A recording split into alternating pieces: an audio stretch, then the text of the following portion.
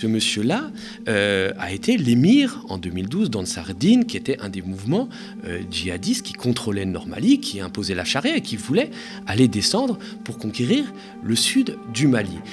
Imaginez-vous bien que quand la France attaque les djihadistes au Nord-Mali en début 2013, ce monsieur Iyad El-Ghali, il est où ? Il est à Ouagadougou, tranquillement, il fait des allers-retours, il y a une maison où il y a sa deuxième femme, il y reçoit des gens, il est protégé par le président Blaise Compaoré, par le meilleur ami de la France. On revient sur les événements du week-end avec ce coup d'État, dans le coup d'État au Burkina Faso. 7 mois après sa prise du pouvoir, le colonel Damiba a été renversé par un nouveau coup d'État. C'est le capitaine Ibrahim Traoré qui s'est emparé des rênes du pays et qui a été adoubé par la foule, par la rue. Ce putsch se tient sur fond de guerre froide entre la France et la Russie en Afrique. On en parle avec notre journaliste Thomas Dietrich. Alors Thomas, est-ce que le Burkina Faso est au bord du gouffre avec ce second coup d'État ? Alors c'est vrai que la situation est très inquiétante et que le coup d'État qui s'est déroulé tout le week-end ne va faire que rajouter des complexités et des difficultés à une situation déjà dramatique quand même. Il faut se souvenir que le Burkina Faso connaît le 9e coup d'État depuis son indépendance en 1960, le 8e qui a réussi. Donc c'est une longue tradition et c'est vrai que ce qui s'est passé vendredi était assez intéressant, c'est-à-dire qu'il y a eu un coup d'État effectivement de gens dans l'armée, d'un capitaine qui s'appelle Ibrahim Traoré, qui commande un régiment d'artillerie dans le nord, d'ailleurs dans une région qui est plutôt sous contrôle ou au moins partiellement sous contrôle des djihadistes. Et au début on n'a pas su si le coup d'État allait réussir, il y a eu des affrontements, les mutins tenaient la télévision et donc pouvaient faire passer des messages, mais ils n'avaient pas forcément pris l'avantage et réussi à renverser ce colonel Damiba qui lui-même avait pris le coup d'État, pris le pouvoir, tu l'as rappelé, il y a 7 mois. Hein, c'est triste, mais la maxime biblique qui dit qui a vécu par l'épée périra par l'épée semble se confirmer. Et puis, dans la journée de samedi, alors que la situation était toujours indécise, il y a eu une apparition à la télé qui est assez intéressante, je pense qu'on peut la regarder. Combattantes et combattants, le lieutenant-colonel Paul-Henri Sandaogo Damiba se serait refusé au sein de la base française à Camouinsin en mesure de planifier une contre-offensive afin de semer le trouble au sein de nos forces de défense et de sécurité. Cela fait suite à notre ferme volonté d'aller vers d'autres partenaires prêts à nous aider dans notre lutte contre le terrorisme. Nous invitons les vaillantes populations dignes et intègres à ne pas tomber dans le piège et de faire confiance en notre combat qui n'est d'autre que la restauration de l'intégrité territoriale. Alors, cette déclaration, elle est très caricaturale, mais elle est intéressante. C'est-à-dire qu'à un moment où la décision n'était pas encore faite, on ne savait pas quel camp allait gagner. Le fait d'envoyer un sous-lieutenant à la télé, donc quelqu'un de moindre importance et qui, si demain les choses auraient pu tourner mal, aurait pu répondre sans que les gradés ne se mouillent, est intéressant. C'est-à-dire qu'il fait appel, il raconte que le président Damiba est réfugié dans la base française, ce qui visiblement n'était pas vrai, c'est-à-dire qu'il était reclus à la présidence, ce qui aurait pu être vrai sur le coup, puisqu'on sait que l'armée française, dans ce bastion de l'influence française qu'est le Burkina, a à plusieurs reprises sauvé les chefs d'État ou aidé les chefs d'État. On se souvient qu'en 2014, quand le président très francophile, Blaise Compaoré, avait été renversé par la rue, l'armée française avait exfiltré à bord d'un hélicoptère Blaise Compaoré. Lors du dernier coup d'État, quand Damiba avait renversé le président démocratiquement élu Roch-Marc Kaboré, l'armée française avait proposé à Roch-Marc Kaboré de l'exfiltrer, ce que Kaboré avait refusé. D'ailleurs, il faut lui rendre hommage pour ça. Et en répandant cette fake news, les militaires putschistes vont réussir à gagner la rue à eux, et d'une situation militairement compliquée où ils ne tenaient finalement que la télévision et qu'ils étaient en sous-effectif, vont réussir à gagner l'adhésion populaire, puisqu'on a vu que des manifestants, des centaines et des milliers de manifestants sont sortis dans les rues de Ouagadougou, la capitale, et des autres villes du pays, en soutien aux putschistes, parce que jouant sur le sentiment anti-français qui est diffus en Burkina Faso, qui existe et qui n'est pas seulement alimenté par les Russes. Et c'est comme ça que finalement, les putschistes, et notamment ce capitaine Ibrahim Traoré a réussi à prendre le pouvoir. Le lieutenant-colonel Damiba, donc l'ancien président, a dû fuir vers le Togo. Alors on verra dans les prochains jours, puisque le capitaine Traoré, c'est un officier, mais plutôt de bas étage, de Baran. On verra qui est derrière cet officier-là. Est-ce qu'il y a des officiers plus gradés? Est-ce qu'il y a des hommes politiques? On a beaucoup parlé du lieutenant-colonel Emmanuel Zungrana, qui est un militaire un peu atypique, puisqu'il a écrit des romans et qui était en prison depuis janvier dernier, parce qu'il avait tenté de faire un coup d'État, et Damiba ne l'avait pas libéré. Donc est-ce que ce Zungrana est derrière le coup d'État d'Ibrahim Traoré, ou est-ce que d'autres politiques sont derrière le coup d'État? On le verra. Quoi qu'il en soit, c'est vrai que Damiba, qui était arrivé en janvier avec l'assentiment de toute la population burkinabé, parce que la situation sécuritaire était catastrophique, part en n'ayant rien réglé, et personne ne le regrettera. Et ce, alors que le pays est en proie à une emprise djihadiste de plus en plus forte. Alors, c'est vrai que c'est la principale raison qui a poussé les mutins, ils le disent dans leur discours, à renverser Damiba et à prendre le pouvoir. C'est vrai qu'il y a 40% du territoire burkinabé, donc un peu plus de 250 000 km², qui échappent au contrôle de l'armée régulière, notamment dans le nord, dans l'est, où il y a des emprises djihadistes très fortes, de mouvements burkinabés comme Ansarul Islam, qui sont reliés à Al-Qaïda, ou de l'État islamique. Et vous avez carrément des villes comme celle de Djibo, dans la région du Soum, qui sont sous blocus djihadiste depuis 6 mois. Djibo, il faut quand même se souvenir, c'était une ville très riche, où il y avait le plus grand marché à bétail de la région, il y avait beaucoup de passages, et donc les gens sont en train de mourir de faim. Et notamment, ce qui a peut-être déclenché ce coup d'État, ou en tout cas déclenché le ras-le-bol des militaires qui ont fait un putsch contre Damiba, c'est un convoi de ravitaillement qui, au début de la semaine dernière, est parti vers Djibo et qui a été attaqué par les djihadistes, faisant une centaine de morts parmi les civils, des morts dans les rangs des militaires, et laissant la population de Djibo dans le désespoir le plus total. Et on est dans une région où vraiment on a toute la quintessence du drame qui se joue au Sahel, avec effectivement une présence djihadiste qui est très forte, mais aussi dans cet état, le Burkina, qui est un peu le tampon entre l'Afrique des côtes et puis le Sahel, cette région-là qui est victime de désertification, d'avancée du désert, où il y a beaucoup d'éleveurs qui peinent à faire paître leurs bêtes, qui peinent à les faire accéder à des points d'eau. Il y a des disputes entre les éleveurs et les agriculteurs pour le contrôle des points d'eau, et on a vu que certains éleveurs, notamment de la communauté Peul, pouvaient se réfugier dans les bras des djihadistes parce qu'ils ne se sentaient pas protégés par les autorités régaliennes de ce pays. Donc évidemment que la question djihadiste et l'incapacité de Damiba en 8 mois à régler la situation, à faire reculer les djihadistes, a fait en sorte que des capitaines, des officiers de l'armée décident de le renverser, de prendre le pouvoir. On n'a aucune garantie que ça sera mieux ensuite. L'ancien président qui vient d'être renversé, donc le lieutenant-colonel Paul-Henri Damiba, était plutôt entré dans les bonnes grâces de Paris et s'était tenu éloigné de Moscou, qui a de plus en plus d'influence dans la région. Alors, Damiba a été beaucoup décrit sur les réseaux sociaux comme le valet de Paris, le pantin de Paris, l'âme damnée, comme une sorte de sous-préfet. Moi, je crois qu'il faut être plutôt mesuré. C'est-à-dire que quand il arrive au pouvoir au début de l'année, il renverse un président démocratiquement élu qui s'appelle Roch-Marc Kaboré, qui a été même réélu dans de bonnes conditions, ce qui est assez rare pour être souligné en Afrique de l'Ouest, et qui est lui-même issu d'un processus démocratique. Puis il faut se souvenir qu'il y a une révolution au Burkina, une très belle révolution citoyenne qui vient en 2014 et qui permet d'instaurer Roch-Marc Kaboré au pouvoir.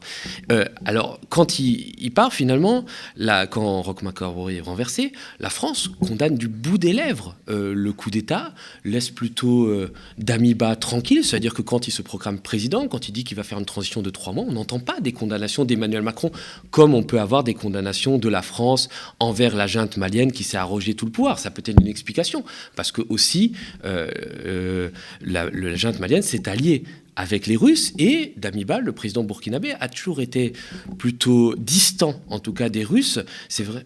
Oui, Damiba qui a suivi Kaboré.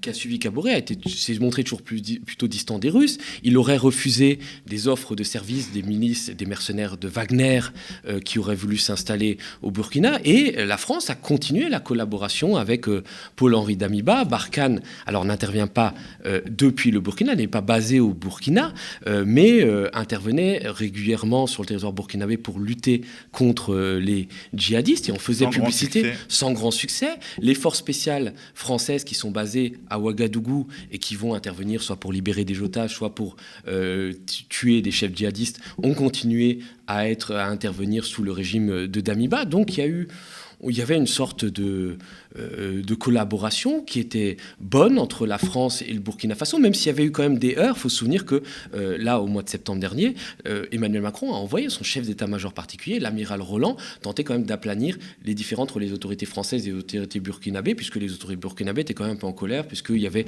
des survols non déclarés de l'armée française, il y avait des convois qui passaient, qui n'étaient pas déclarés aux autorités burkinabées, des convois de l'armée française, donc il avait quand même fallu ça. Mais la stratégie d'Emmanuel Macron, et qui est en train de s'effondrer, le but c'était d'isoler le Mali. Le Mali qui, rappelons-nous, était une ancienne zone d'influence française, qui la nouvelle junte s'est alliée avec les mercenaires russes de Wagner et a dit à l'armée française de partir, et l'armée française a plié bagage et s'est repliée sur le Niger. L'objectif, très clairement, c'était d'isoler le Mali avec les pays voisins, qui sont le Niger, où là, très clairement, le président Mohamed Bazoum est un allié des Français, et le Burkina Faso, où finalement, Damiba nous était plutôt favorable. Alors, on se demande, est-ce que Ibrahim Traoré, le nouveau président, le capitaine, et ceux qui sont derrière, seront aussi enclins à s'allier avec les Français, ou feront-ils appel aux Russes ? Là, on voit déjà on a vu des images de drapeaux russes brandis par la foule qui fraternisait avec les putschistes d'Ibrahim Traoré. Est-ce qu'on peut dire pour autant que Moscou est derrière le coup d'État de Traoré ? Moi, je pense que c'est très paternaliste comme approche. Et c'est mésestimer la capacité de rébellion propre que peuvent avoir des officiers du Burkina qui se sentent finalement libres de faire des coups d'État, parce qu'il faut remonter au déclencheur, à ce qui a déclenché en fait cette épidémie de coups d'État, puisqu'on le voit depuis des mois, il y a une vague de coups d'État en Afrique. C'est quand même ce qui s'est passé au Tchad en avril 2021, c'est-à-dire le président Idriss Déby, grand allié de la France, dictateur devant l'éternel, meurt, et la France fait installer son fils au pouvoir, en mépris de la constitution tchadienne, au mépris de toutes les lois et de toutes les règles. Et donc, à partir de ce moment-là, tous les troufions galonnés en Afrique se sentent en droit de faire des coups d'État. Et il y a eu ce coup d'État au Mali, il y a eu ce coup d'État au Burkina Faso, il y a eu des tentatives en Guinée-Bissau. Donc, effectivement, il y a des jeunes officiers, puisque là, c'est un jeune officier de 36 ans, qui, effectivement, sont en prise, eux, dans leur région militaire avec les djihadistes, qui n'ont pas de matériel, qui sont complètement démunis, qui, des fois, sont obligés de chasser pour se nourrir. On se souvient qu'à Ignata, quand des gendarmes burkinabés avaient été massacrés, on avait trouvé des gendarmes complètement dénutris qui étaient obligés d'aller en brousse chasser de l'antilope pour vivre, qui ne recevaient même plus de ravitaillement. Donc évidemment, c'est tout ça qui a fait que des officiers se sont révoltés contre Damiba, qui avait trahi ses promesses. Il était venu en disant « moi je vais rétablir l'ordre, je vais rétablir la sécurité », et puis finalement il était resté à Ouagadougou sans faire grand-chose. Il était allé à l'Assemblée générale des Nations Unies avec une escorte conséquente de 40 personnes, et tout ça avait beaucoup énervé la population et les militaires. Alors, est-ce que demain, peut-être que les Russes vont se rapprocher du nouveau régime ? Entrer dans la brèche qui est Entrer dans la brèche, comme ça s'est fait au Mali.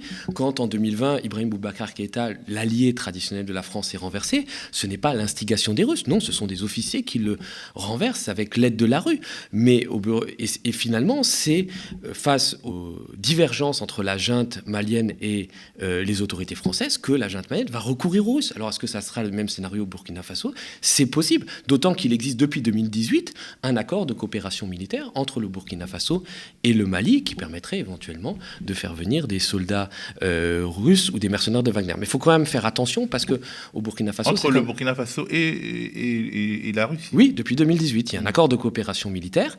Mais on sait quand même à des charges que c'est quand même le pays de Thomas Sankara, c'est un pays qui revendique farouchement son indépendance, son nationalisme, donc c'est quand même difficile de faire accepter la présence de forces militaires étrangères. L'opération Barkhane, les forces militaires régulières françaises n'ont jamais été présentes en tant que base au Burkina Faso, c'est toujours les forces spéciales. Et on a vu qu'à plusieurs reprises, les populations burkinabées pouvaient se lever contre la présence de forces militaires étrangères. On se souvient qu'en novembre dernier, il y avait des manifestants qui ont érigé des barricades contre un convoi de l'armée française qui remontait vers le Mali, d'ailleurs obligeant l'armée française à tirer, à faire plusieurs blessés au Burkina, puis plusieurs morts au Niger. On a vu des manifestants, en tout cas ce week-end, s'en prendre à l'ambassade de France, à l'Institut français ou encore à des stations Total. On regarde un petit magnéto. samedi, la tension est montée d'un cran au Burkina Faso après la déclaration de l'armée refutant la prise de pouvoir par les hommes du capitaine Ibrahim Traoré. Des manifestants ont notamment pris pour cible des bâtiments français en soutien aux putschistes, Paris ayant été accusé de collusion avec le président de la transition déchu. Un incendie attribué à la population en colère s'est déclaré devant l'ambassade de France à Ouagadougou et un autre devant l'Institut français à Bougou-Dioulasso. On ne veut plus la France. On ne veut plus la France au Burkina Faso. On ne veut plus la France en Afrique.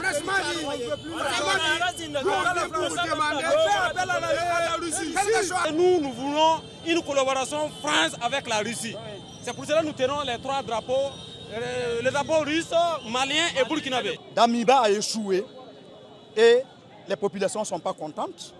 Et nous sortons aujourd'hui effectivement pour montrer à la face du monde entier que nous ne voulons plus de ce monsieur. Est-ce que ces manifestants qu'on vient de voir sont manipulés par la Russie, comme on a pu le lire un peu partout, dans la presse française notamment ? C'est encore une fois trop facile et c'est considérer que les Africains seraient toujours le jouet des grandes puissances ou de manipulateurs, ne pouvaient pas avoir de pensée propre, alors qu'il y a une vraie volonté, un éveil à la souveraineté populaire qui est patent en Afrique et qui s'est exprimé au Burkina déjà en 2014 à l'occasion de la révolution citoyenne, puisque derrière la volonté de renverser le dictateur Blaise Compaoré qui était au pouvoir depuis 1987, il y avait aussi la volonté de se débarrasser du mentor un peu de Blaise Compaoré qui était la France. Donc c'est pas une revendication qui est nouvelle. Et c'est vrai que c'est quand même très inquiétant. C'est-à-dire qu'on en revient à des scénarios qu'on a déjà vus en 2004 en Côte d'Ivoire, où la population s'était soulevée contre l'ingérence française. Alors, c'est vrai qu'il faut condamner l'attaque de l'ambassade et des établissements publics français au Burkina Faso. Mais quand même, il faut saluer aussi la distinction qu'opère la population burkinabé entre ces symboles du pouvoir français, d'une politique africaine de la France qui est honnie, et aussi les simples citoyens français. À ma connaissance, il n'y a pas eu de pogrom ou d'attaque contre des citoyens français par des manifestants burkinabés. Il y a une vraie colère qui est là contre la France, qui, moi, à mon sens, n'est pas manipulée, qui est là parce que la France a colonisé le Burkina Faso, a continué à dicter sa politique depuis les indépendances. Alors oui, on brandit des drapeaux russes, mais c'est comme, je vais vous prendre un simple exemple, pendant la colonisation anglaise en Égypte, il y a eu tout un mouvement qui s'est développé dans les milieux nationalistes de francophilie. On aimait beaucoup la France, mais on n'aimait pas la France. On aimerait la France parce qu'elle était l'ennemi de l'Angleterre et le concurrent de l'Angleterre. On oubliait parfois que la France pouvait être aussi dure en termes de colonisation que ne l'était l'Angleterre. Pareil en Inde, où certains nationalistes indiens se sont alliés, ont vénéré ou ont tissé des liens avec les nazis pour lutter contre l'impérialisme britannique. Alors c'était une erreur monumentale, mais ça n'en rendait pas moins la lutte contre l'impérialisme britannique noble. Et voilà, donc moi je pense que la Russie sert aujourd'hui d'opportunité de repoussoir, et aussi parce que ces États sont faibles. Pendant des années, il y a eu des dictateurs qui ont régné sur ces États, notamment au Burkina, Blaise Compaoré, qui n'ont absolument pas développé leur pays, qui n'ont pas développé leur armée, qui ont laissé les populations à l'abandon. Et c'est vrai qu'aujourd'hui, le Burkina Faso seul ne peut pas faire face aux djihadistes. Donc on se cherche de nouveaux partenaires en disant que ça sera mieux. On veut vaincre ce colonisateur, ce maître, en se disant que demain, si on l'a vaincu, on pourra, même si on en installe à l'autre, on pourra le vaincre à nouveau. Je pense que les populations ne sont absolument pas dupes. Elles voient bien qu'au Mali, Wagner, les mercenaires russes de Wagner n'arrivent pas à faire mieux que les Français. Ils continuent à commettre des crimes et ils se payent sur la bête en exploitant les mines. Il n'en reste pas moins qu'on a envie de changer, de cette puissance tutélaire qui est là, qui on a l'impression qu'elle dicte notre politique depuis des décennies et qui n'arrive pas à endiguer le djihadisme. Et puis il y a un passif, c'est-à-dire qu'aujourd'hui, avec les Russes, il n'y a peut-être pas le passif qui est avec la France, qui a joué un rôle majeur dans le destin du Burkina Faso, et pas forcément pour le meilleur. Alors il y a quelque chose qui est très important, c'est l'assassinat de Thomas Sankara, capitaine burkinabé, icône de la révolution, qui avait renommé la Haute-Volta, qui était le nom colonial Burkina Faso, pays des hommes intègres, et qui a été assassiné par son meilleur ami Blaise Compaoré. Blaise Compaoré que la France a mis au pouvoir et a soutenu pendant des décennies. Quoi de mieux finalement qu'un traître pour vous servir, c'était ça. Et Blaise Compaoré, finalement, n'a jamais rendu de compte.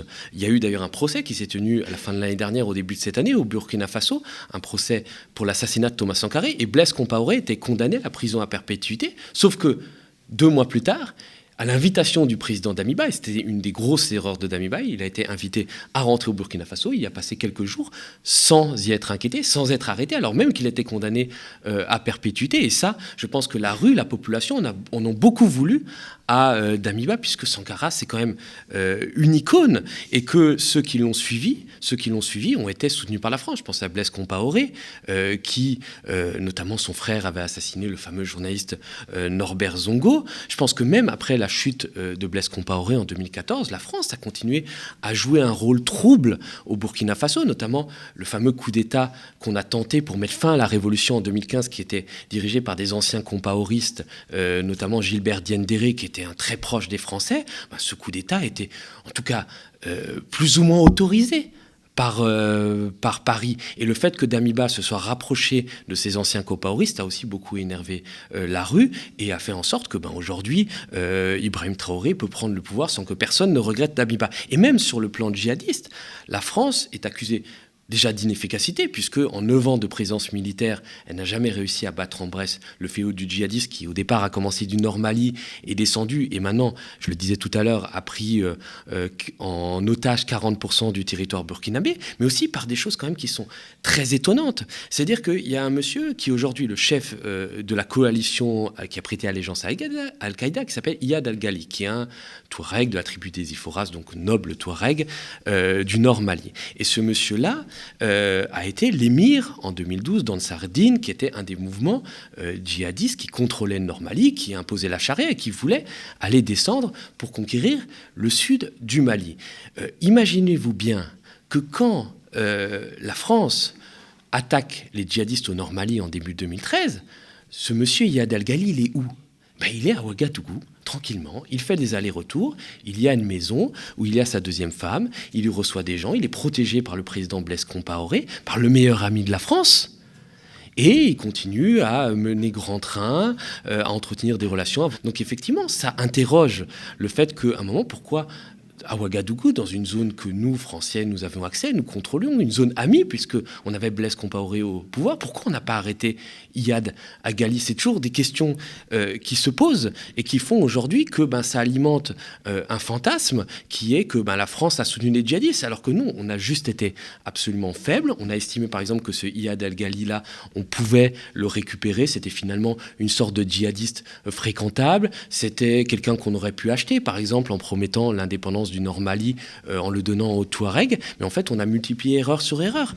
Et c'est pour ça que ça fait que cette situation aujourd'hui est complètement hors de contrôle et que personne, ni les Français, ni les Russes, n'arrivent à le gérer. C'est à cause de nos errements qui ont commencé en Libye, en renversant Kadhafi et en semant le chaos dans la région, nos errements qui ont continué pendant la reconquête du Nord Mali, avec le refus, par exemple, d'arrêter Iyad El-Ghali, avec le refus de rendre, par exemple, la ville de Kidal du Nord Mali à l'armée malienne, comme il aurait été normal. On l'a donné à des séparatistes touaregs qui avaient des liens avec des islamistes et qui, pendant des années, ont fait que Kidal soit un repère pour terroristes. On a nourri nous-mêmes le monstre qui aujourd'hui est complètement hors de contrôle et qui essaime dans toute la région et qui malheureusement cause tant de dégâts au Burkina comme ailleurs. Il y a aussi des ambiguïtés autour du business des otages qui alimente beaucoup de fantasmes et de questionnements.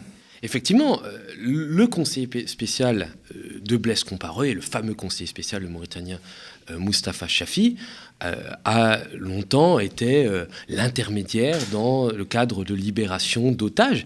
Et bien évidemment qu'il y a trouvé son compte, qu'il y a trouvé de l'argent. Et il a fait une belle carrière, puisqu'aujourd'hui, il est le conseiller spécial de Mohamed Bazoum, le président nigérien allié aux Français, et le conseiller officieux très proche d'Alassane Ouattara, le président de Côte d'Ivoire, qui lui aussi est très proche de Français. Donc c'est ces ambiguïtés-là. Il y a des photos célèbres entre cet homme bien en cours en France-Afrique et des djihadistes.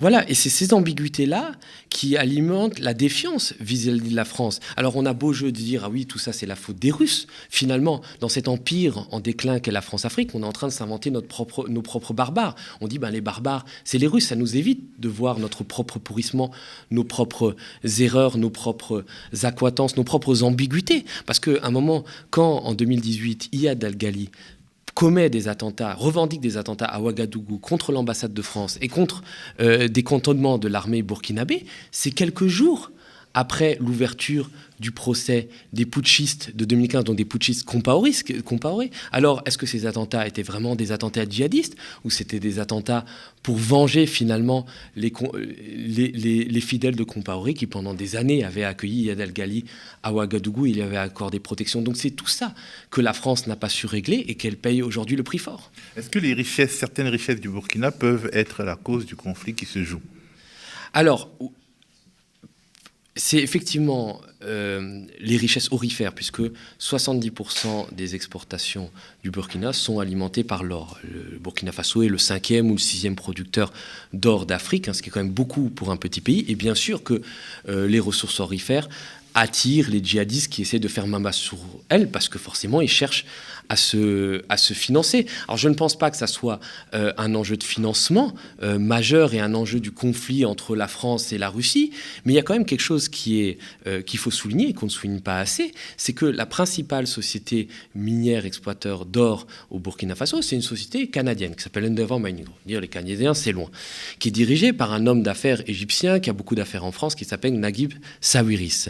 Mais le directeur de cette société, c'est Sébastien de Montessu, l'ancien directeur des mines d'Areva, et on retrouve au sein de ces sociétés Endeavour Mining beaucoup de Français. Donc il y a quand même encore des intérêts français qui sont présents au Burkina Faso et qui peut-être expliquent que Paris s'accroche encore à ce précaré et tente désespérément de conserver le Burkina dans son orbite. Très rapidement, est-ce qu'on peut imaginer qu'après le Burkina, de nouveaux pays soient touchés par des putschs avec en toile de fond la guerre d'influence entre la France et la Russie? Oui, bien sûr.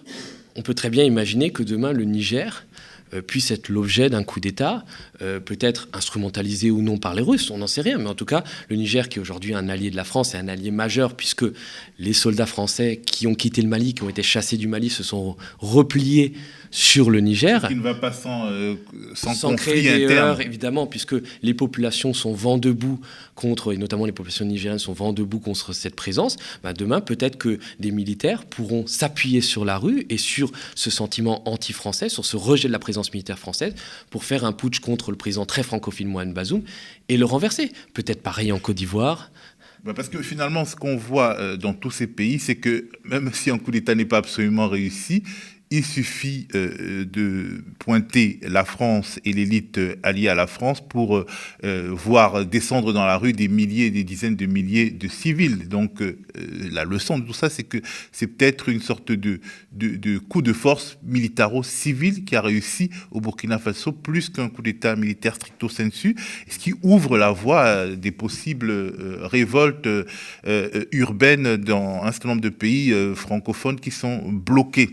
En tout cas, on reviendra sur l'actualité qui risque d'être encore chargée au Burkina ces prochains jours. Mais d'ici là, n'oubliez pas que le média ne vit que grâce à vos dons et abonnements. Alors soutenez-nous, aidez-nous et faites vivre la presse indépendante. Quant à moi, je vous retrouve pour le flash de 15h où nous recevrons Christophe Ventura pour parler de l'élection présidentielle au Brésil.